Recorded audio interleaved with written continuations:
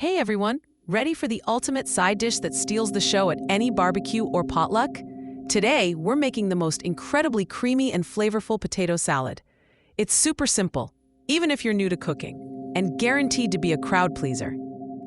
First up, grab about 2 pounds of Yukon Gold or red potatoes. You'll also need some crisp celery for crunch, finely diced red onion for a little bite, and fresh dill for that amazing herby freshness. Don't forget your favorite mayonnaise, Dijon mustard, and apple cider vinegar. Wash and cube your potatoes into bite-sized pieces. Boil them in salted water until they're tender but not mushy, about 10 to 15 minutes. Drain them well and let them cool completely. This step is key for the best texture and flavor absorption. Now for the magic.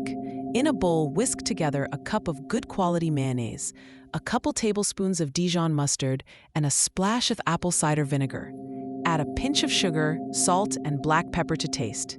This dressing is the heart of our salad. Once your potatoes are cool, gently fold them into the creamy dressing. Add your diced celery, finely chopped red onion, and plenty of fresh dill.